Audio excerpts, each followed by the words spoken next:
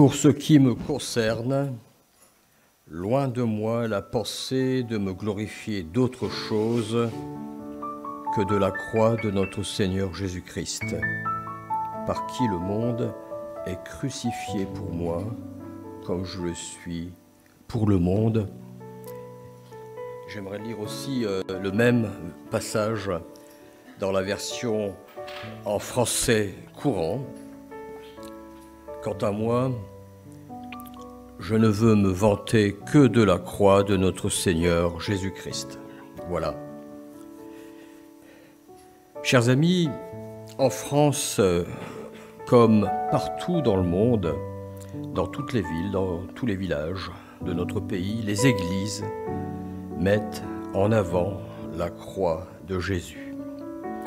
Que ce soit dans les églises, dans les cathédrales ou à l'intérieur des temples, il y a une chose que tous ces édifices ont en commun, la croix de Jésus, une croix qui a une place de choix pour être vue de tous.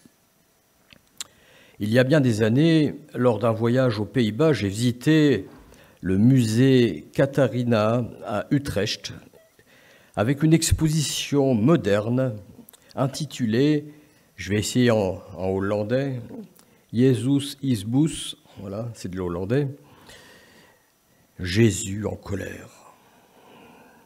Un des tableaux représentait Jésus avec un visage sombre et des yeux de loup pour exprimer sa colère, furieux d'être mort sur la croix, quelque chose de très surprenant, une vision inhabituelle. Et en fait, dans cette exposition, toutes les toiles montraient Jésus victime d'un complot contre son propre gré, un complot qu'il aurait subi malgré lui. Alors bien sûr, nous savons ici que Jésus n'a pas subi la croix, il a librement accepté de mourir sur cette croix, et nous savons aussi pourquoi il l'a fait. Aujourd'hui, c'est donc de la croix de Christ que j'aimerais vous parler, de sa mort, mais aussi de sa résurrection. Que signifie la croix de Christ pour nous? Pourquoi l'apôtre Paul dit-il que la croix est son seul sujet de gloire et qu'il ne peut se vanter que de la croix? Qu'est-ce que la croix, selon Paul? Avant de se convertir, Paul était, nous le savons, violemment opposé au christianisme. Il avait persécuté des chrétiens et il en avait fait jeter en prison plusieurs. Mais un jour, nous lisons qu'il a donné son cœur à Jésus et il est devenu, nous le savons, le plus marquant des apôtres de son époque. Quand l'Église catholique romaine affirme que Pierre a été le premier pape, nous, les calvinistes, nous affirmons que c'est Paul qui a fixé dans ses épîtres l'essentiel des fondements de la foi chrétienne. Une fois devenu chrétien, Paul aurait pu se vanter de bien des choses en dehors de la croix, comme par exemple l'éducation religieuse qu'il avait reçue, sa position dans la hiérarchie religieuse, sa connaissance de plusieurs langues, sa qualité de citoyen romain. Il aurait pu mettre en avant le fait qu'il ait rencontré Jésus miraculeusement sur le chemin de Damas, l'enseignement qu'il prodiguera ensuite et qui étonnera bien des gens de son époque. Et pourtant, chers amis, l'apôtre Paul écrit ceci: « Je ne veux me vanter que de la croix de Jésus-Christ. » La croix n'avait pourtant rien de glorieux à cette époque. C'était l'instrument même de la peine capitale que les Romains appliquaient aux esclaves, aux meurtriers de la pire espèce, la peine la plus cruelle aussi. Et c'est ainsi que les évangiles nous montrent des soldats conduire Jésus avec deux autres condamnés Jésus et les deux criminels ont été fouettés. On a placé une couronne d'épines sur la tête de Jésus. On l'a obligé à porter une lourde croix. Et ce cortège s'est mis en route vers le mont Golgotha. Une grande foule le suivait. Et dans cette foule, un tout petit nombre d'amis suivaient Jésus, un Jésus affaibli. Jésus trébuche, un homme est venu l'aider, mais la foule se moquait de lui. Il en a sauvé d'autres, mais il ne peut se sauver lui-même. Ils ont enfoncé des clous, nous dit l'Évangile, dans chacune de ses mains, dans ses pieds. Ils l'ont cloué sur la croix, un brigand d'un côté, un brigand de l'autre. La foule insultait Jésus. Et Luc nous dit même dans son évangile que les brigands aussi l'insultaient. Mais peu à peu, ces brigands se sont posés des questions au sujet de celui qui était placé au milieu d'eux. Et l'un des deux a dit à l'autre, « Pour nous, cette punition est juste. » Mais lui, il n'a rien fait de mal. C'est dans cette phrase, chers amis, que ce brigand-là reconnaît, lui, ses propres fautes. Et brusquement, il s'est tourné vers Jésus pour lui dire « Souviens-toi de moi quand tu viendras dans ton règne. » Calvin a écrit concernant ce brigand à la croix « Comme la vision de ses yeux était claire, pouvant voir la vie dans la mort, la majesté dans la ruine, la gloire dans la honte, la victoire dans la défaite, la loyauté dans l'esclavage. Je doute, dit Calvin, qu'il y ait eu un modèle de foi aussi éclatant depuis la création. Souviens-toi de moi lorsque tu viendras dans ton règne. Bien que sa foi fût faible, cet homme a eu cette vision qui surpassa de loin celle des disciples les plus proches du Seigneur. À l'avance, il a vu, lui, le jour où Jésus entrerait dans son règne, alors que les disciples de Jésus voyaient plutôt Jésus descendre au tombeau. Mais Jésus n'a pas répondu exactement à la demande du brigand.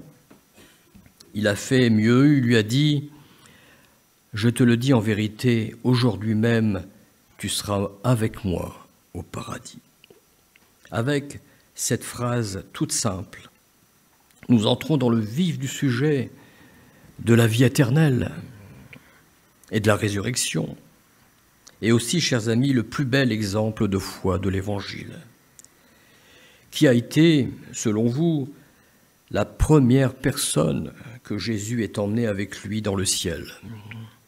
Croyez-vous que ce soit une grande personnalité politique, un homme d'État, un prix Nobel de la paix? Jésus a pris par la main un meurtrier de la pire espèce, un brigand de grand chemin, et l'a emmené avec lui jusque dans le paradis. Il a emmené un pécheur, c'est-à-dire un homme comme vous et moi. Et si nous sommes capables de voir en ce brigand près de Jésus notre propre personne, alors Jésus peut à nous aussi déclarer ce matin, « Toi aussi tu seras avec moi dans le paradis. » Quelle tristesse ce serait en effet de ne pas pouvoir témoigner ce matin qu'un jour nos yeux verront Jésus. Peut-être, tout comme moi, fréquentez-vous très régulièrement votre église. Si c'est le cas, eh bien surtout, ne changez rien. Peut-être avez-vous suivi assidûment l'école du dimanche. Peut-être avez-vous été baptisé. Eh bien, c'est très bien. Mais pour autant, sommes-nous tous certains qu'un jour nos yeux verront Jésus? Nos yeux ont-ils croisé le regard de Jésus sur la croix? Ce regard qui nous assure qu'un jour nous serons avec lui dans le paradis. Je peux être quelqu'un de très bien membre d'une église reconnue, ce qui est mon cas aujourd'hui, et ne pas être certain d'avoir été mis à part par le Seigneur, Jésus lui-même. Car en fait, Dieu nous regarde tels que nous sommes. Et quand il regarde nos cœurs, parfois il voit des choses différentes de ce que nous voyons. Il voit aussi le péché qui est dans mon cœur. Il voit que nous ne sommes pas approchés de la croix de Jésus pour nous repentir, pour dire comme ce brigand, Seigneur, souviens-toi de moi. L'apôtre Paul écrira aux Romains, au chapitre 7 et au verset 21, « Je découvre donc cette règle. Quand je veux faire le bien, je suis seulement capable de faire le mal. Au fond de moi-même, je prends plaisir à la loi de Dieu, mais je trouve dans mon être une autre loi qui combat contre celle qu'approuve mon intelligence. Elle me rend prisonnier de la loi du péché qui est en moi. » Pourquoi Paul disait-il que la croix seule, il pouvait se vanter? Sinon, parce que justement, la croix de Christ révèle la profondeur de notre péché. Nous parlons beaucoup du péché dans nos églises, enfin beaucoup, suffisamment, mais c'est seulement lorsque nous regardons à la croix que nous prenons conscience de cette gravité du péché. Notre péché a tellement blessé le cœur de Dieu qu'il a dû envoyer son Fils Jésus pour que nous ne périssions point, mais que nous ayons cette vie éternelle. C'est Jean 3,16, bien sûr. À cause du mal qui est en chacun de nous, de notre égoïsme, de notre violence intérieure, nous n'avons pas vu que Jésus était sur la croix juste à côté de nous. Notre amertume peut-être, nos déceptions, les impasses qui jalonnent notre vie, tout cela nous empêche de voir Jésus mourir sur la croix à côté de nous. Les choses négatives que nous voyons quotidiennement sont les illustrations de ce péché, la violence, les attentats de toutes sortes, le rejet, la haine, la guerre. Et nos fautes à nous sont les illustrations d'un mal plus profond, plus personnel.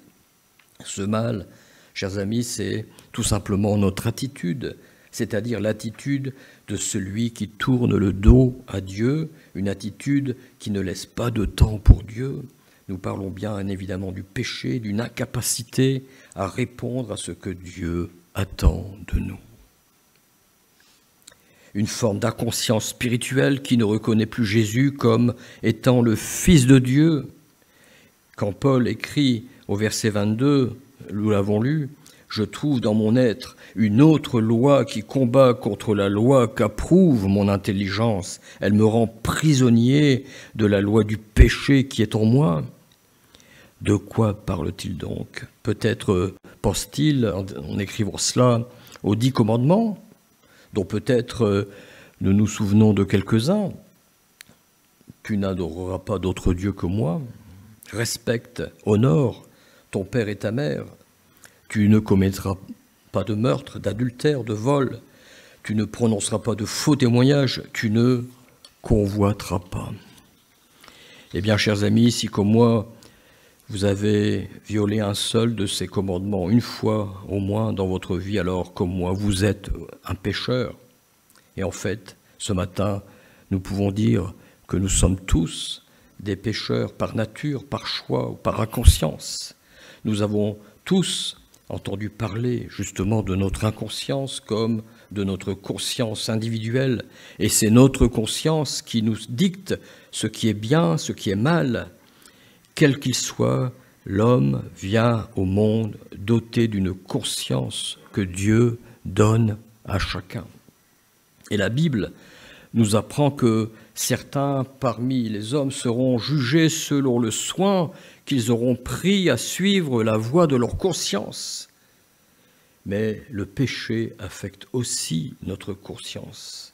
Agir contre sa conscience est un péché, justement. Et nous pouvons tout aussi bien endurcir notre conscience de sorte que de péché en péché, notre conscience ne nous dise plus rien. Nous devenons alors de plus en plus lents à discerner clairement la différence entre ce qui est bien et ce qui est mal, ce qui plaît à Dieu et ce qui nous plaît. La deuxième raison pour laquelle Paul a écrit que ce n'est que de la croix seule dont il peut se vanter, c'est que la croix nous démontre l'amour de Dieu. Au travers de la croix, Dieu nous dit lui-même « Je t'aime ». C'est un amour particulier que l'amour de Dieu.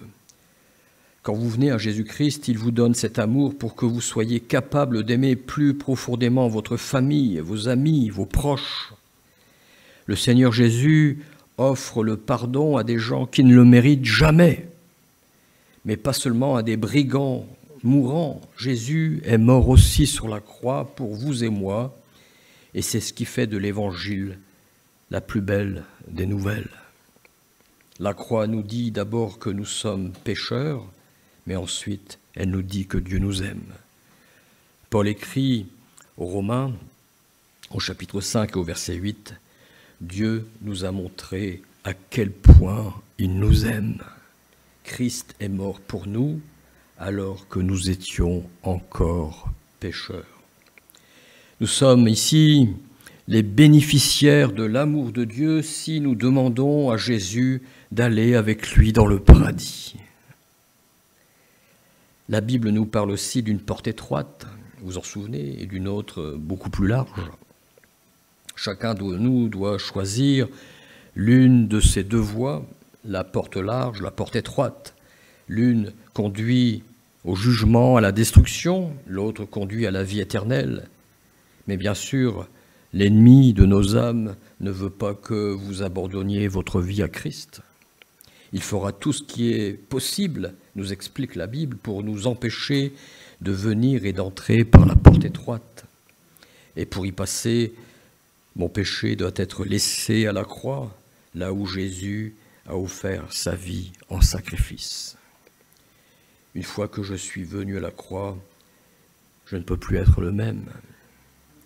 Paul écrit, « Si quelqu'un est en Christ, il est une nouvelle créature. » 2 Corinthiens 5, 17. Les choses anciennes sont passées, voici, toutes choses sont devenues nouvelles. Paul se glorifie de la croix parce que la croix est la seule garantie pour la vie à venir. Que dit la Bible au sujet de la croix? C'est que la croix nous révèle la résurrection. La croix est suivie par la résurrection. Et c'est pour ça que nos croix, oui c'est là, il n'y a que la croix. On m'a souvent demandé, mais pourquoi il n'y a pas de crucifix? Parce que Jésus n'est plus sur la croix, il est ressuscité. Sans la résurrection, la croix n'aurait aucun sens. Il a fallu que Jésus meure sur la croix pour qu'il y ait cette résurrection. Il a vaincu la mort et l'enfer au travers de sa résurrection. Et si le Fils de Dieu n'était pas ressuscité, l'humanité serait restée coupable d'un crime sans réparation possible. Mais parce que le Père a voulu donner une suite à cette histoire d'amour entre lui et les hommes de la terre, il a voulu que son Fils soit vainqueur de la mort. Et la Bible nous dit que grâce à cette résurrection, un jour, nous entendrons la musique du ciel. Nous chanterons un cantique nouveau pour célébrer le Fils de Dieu qui a tout accompli sur la croix. Et ce jour-là, nous chanterons sans aucun doute ce que nous lisons dans le livre de l'Apocalypse, au chapitre 5, verset 9. Je ne vais pas vous chanter, ne vous inquiétez pas. « Tu es digne de prendre le livre et d'en briser les sceaux, car tu as été mis à mort et par ta mort, tu as racheté des hommes de toute tribu, de toute langue, de tout peuple et de toute nation. » Laissez-moi vous raconter une anecdote, une histoire réelle. L'histoire d'un champion de plongée du nom de Charles Muret. Il y a bien longtemps, il était le champion de plongée de sa génération. Et chaque soir, il se rendait à la piscine de l'université de Cincinnati afin de s'entraîner pour les prochains Jeux olympiques, pour l'épreuve du plongeon de haut vol. Et ce soir-là, de nouveau, vers 23 heures, alors qu'il n'y a plus personne, eh bien, il se rendit à cette piscine. Et alors que la pleine lune éclairait la piscine désertée, il grimpa au plongeoir le plus haut pour commencer sa série quotidienne de plongeons de haut vol. C'est là-haut qu'il se tient sur le bout de la planche. Je vais essayer de vous faire ça. Imaginez, dressé sur ses talons, en écartant les bras pour tenter de trouver son équilibre avant de se laisser basculer dans le vide. Et en regardant au fond de la piscine, il peut distinguer l'ombre de son corps projetée par la clarté de la pleine lune, son ombre qui a la forme de la croix. Et en voyant cette croix, ce soir-là, chers amis, il repense à tout ce qu'il avait déjà entendu au sujet de la croix du Christ, à ce que Jésus avait accompli sur cette croix et qu'il avait jusqu'à présent refusé d'accepter dans sa propre vie. Mais aujourd'hui, le voilà perché sur l'extrémité de cette planche qui oscille. Il s'arrête brusquement, il recule et réfléchit, quelque chose l'inquiète, mais sans pouvoir vraiment l'expliquer. Il retourne au bord du plongeoir, replace ses pieds à l'extrémité de la planche, dispose une fois de plus ses bras en croix, regarde instinctivement la piscine avant de plonger, mais quelque chose l'arrête encore. Cette fois, il en est sûr, il ne distingue pas les ondulations de l'eau dans l'ombre de la croix. Il redescend chaque étage du promontoire jusqu'à la piscine tout en bas. Et là, il le voit de manière très distincte. La piscine était vide. Il a failli s'écraser dans une piscine totalement vide, mais il fut sauvé ce jour-là grâce à l'ombre de la croix.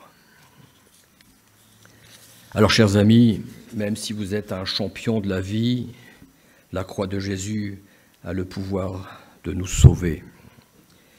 Vous pouvez, comme ce sportif de haut niveau, vous aussi être sauvé par l'ombre de la croix de Jésus.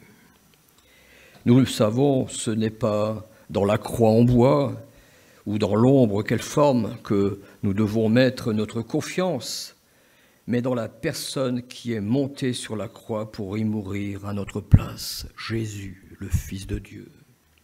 Demandez simplement à Jésus, Seigneur, souviens-toi de moi. Ce matin, nous sommes dans cette église comme placés devant Dieu.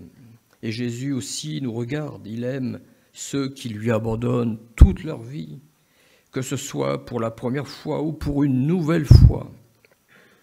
C'est tout à fait, je crois, l'instant qui convient pour regarder à nous-mêmes et demander au Saint-Esprit qu'il vienne sonder nos cœurs pour que sa paix parfaite vienne habiter en nous. C'est l'instant qu'il faut saisir pour aussi demander pardon à Dieu pour notre péché, celui de sa vie d'homme qui reste séparé de Dieu. Connaissez-vous le Seigneur Jésus? C'est une question qu'on pose rarement un dimanche matin. Aimeriez-vous répondre à son appel? Chaque fois que Jésus a appelé quelqu'un, il l'a fait de manière publique. Et Jésus nous dit aujourd'hui, si vous n'êtes pas prêts à me reconnaître devant les hommes, je vous renierai devant mon Dieu, devant mon Père qui est dans les cieux. Sommes-nous prêts à demander pardon à Dieu pour notre péché? Cela signifie un changement de toute notre façon de penser, de notre façon de vivre. Et Dieu va bien sûr nous y aider par son Esprit Saint. Il nous faut ensuite recevoir Christ dans nos cœurs par la foi. Peut-être quelques-uns parmi nous ne comprennent pas tout, mais vous pouvez faire le premier pas de la foi, pour la première fois de votre vie, faire confiance au Seigneur. Jésus ne nous demande pas seulement qu'on l'accueille, il ajoute à chacun de nous, « Suivez-moi ». Voulons-nous accueillir Jésus dans notre vie, être sûrs que nos péchés sont pardonnés? nous devons être prêts à le suivre. Nous devons être prêts à laisser Dieu transformer toute notre vie et faire de nous une personne nouvelle dans ma famille, au lycée, au travail, dans mon quartier. Et ce matin, je vous invite à venir jusqu'à la croix de Jésus avec la foi toute simple d'un homme, d'une femme, placé juste devant lui, comme ce brigand à côté de Jésus, avec cette seule prière: Seigneur Jésus, moi aussi, je veux être avec toi dans le paradis. Pouvons-nous prier un instant ?